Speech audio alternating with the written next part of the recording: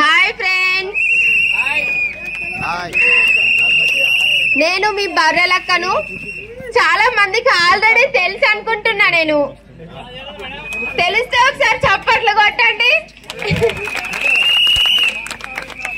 నాది మరికల్ విలేజ్. ఇక్కడ పక్కనే ఉంది కదా పెద్ద కొత్తపల్లి నుంచి, అక్కడ మరికల్ విలేజ్.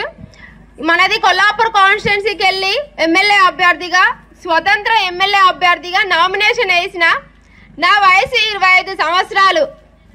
చిన్న వయసులో ఇంత పెద్ద నిర్ణయం తీసుకున్నా అంటే ఒక్కసారి ఆలోచించండి, నేను ఎన్ని కష్టాలు ఎదుర్కొన్నా, ఎన్ని రాళ్ళ దెబ్బలు తిన్నా అనేది. నాది డిగ్రీ అయిపోయింది, ఏ నోటిఫికేషన్ చేయట్లేదు. మా ఇంట్లో మా అమ్మకు హెల్త్ బాగుండదు, నాకు వెనక ఇల్లు లేదు, ఏం లేదు. ఒక చిన్న తడకల షాప్ పెట్టుకొని బతుకుతున్న పెద్ద కొత్తపల్లిలో మస్జిద్ ఎదురుగా. నేను ఒకటే ఆలోచించుకున్నా, నాకు మా మమ్మీకి నేను భారం అవ్వద్దు అని చెప్పేసి బర్లను కొనుక్కొని బతుకుతున్నా.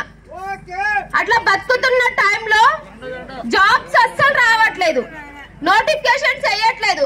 నాకు ఇంకా బాధ అనిపించింది. నేను ఒక వీడియో తీసిన. హాయ్ ఫ్రెండ్స్, బర్లగాయనికి వచ్చిన ఫ్రెండ్స్, డిగ్రీలు చదివితే మెమోలు వస్తున్నాయి తప్ప జాబ్లు వేస్తలేమని చెప్పేసి నేను ఒక్కటే ఒక వీడియో తీసిన. 30 సెకండ్స్ వీడియో. ఆ వీడియోకి నా మీద కేసు పెట్టిరు. ఎందుకంటే నేను గవర్నమెంట్ ను విమర్శిస్తున్నా అని. కరెక్ట్ నోటిఫికేషన్ చేస్తే నేను ఎందుకు విమర్శిస్తా? ఒక్కసారి ఆలోచించండి. మాకు కరెక్ట్ గా జాబులు ఇస్తే నేను ఎందుకు విమర్శిస్తా?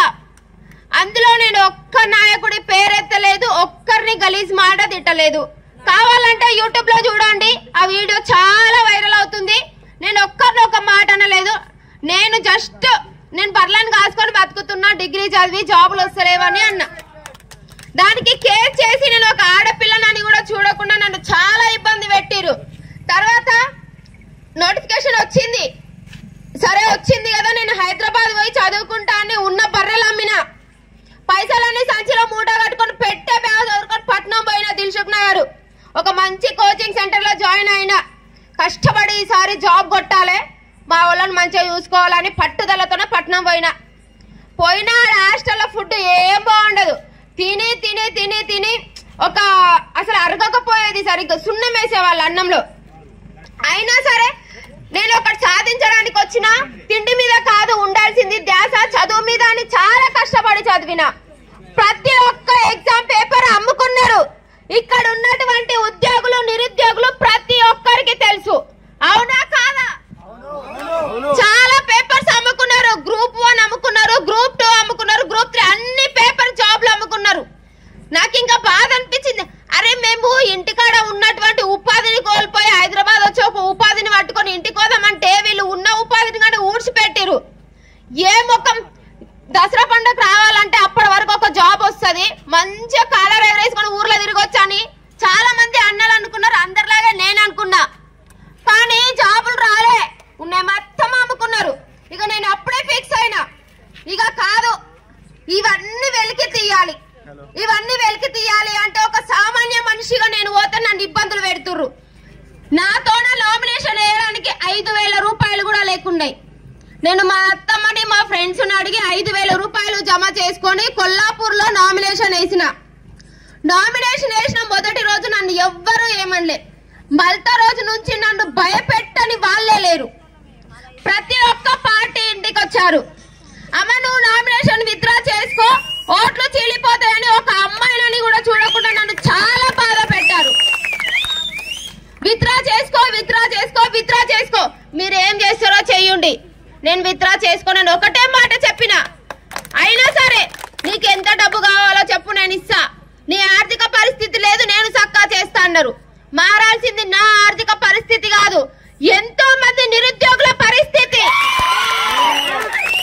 పైసలు వస్తే తీసుకొని సపడాకుండా ఉంటా, నా ఒక్కదాని బతుకు మారుతుందేమో. కానీ మీ బతుకులు చూడడానికి అడిగేసిన నేను, మీ బతుకులు మార్చాలి కదా నేను. అందుకని చెప్పేసి ఎలాంటి ప్రలోభాలకి నేను లొంగలేదు. విత్డ్రా ఆప్షన్ అయిపోయినాక నన్ను ప్రచారం చేయనీయకూడదని పర్మిషన్స్ రానియలేదు. అంటే భయపడ్డారు కదా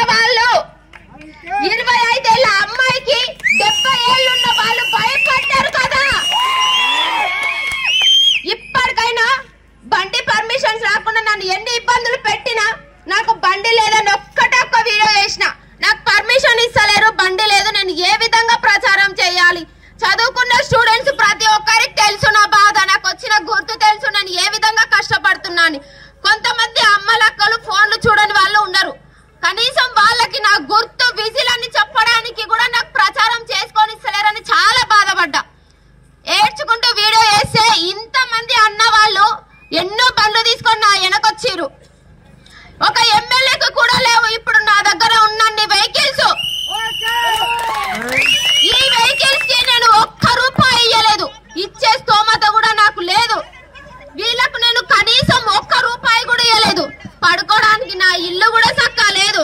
అయినా సరే చెల్లె నేను నీతో ఉంటా, నీకు సపోర్ట్ చేస్తా అని చెప్పి మా ఇంటికి రండి, మసీద్ కి ఎదురుగా ఉంటది మా ఇల్లు, ఎలా ఉంటుందో ఒక్కసారి చూడండి. అలాంటి పరిస్థితిలో ఈ అన్న వాళ్ళు నాతో ఉంటూ నాకు చాలా సపోర్ట్ చేస్తున్నారు. నేను ఒక అమ్మాయినైనా కానీ నన్ను చాలా ఇబ్బందులు పెట్టారు. కేసు విషయంలో అవ్వనివ్వండి, ఎమ్మెల్యేగా నామినేషన్ వేసినాక కానీ నేను అమ్మాయినని మర్చిపోయి నన్ను చాలా ఇబ్బందులు పెట్టారు. ఈ అన్ని ఇబ్బందులు మనం పడకూడదంటే నేను నా తల్లి ఒక ఇంటి నుంచి ఒక ఎమ్మెల్యేగా వచ్చిన నెక్స్ట్ ఎలక్షన్స్ లో ప్రతి ఇంటి నుంచి ఒక ఎమ్మెల్యే పుట్టుకు రావాలి. ఒక నిరుద్యోగి తలుచుకుంటే ఎలా ఉంటదనేది పైన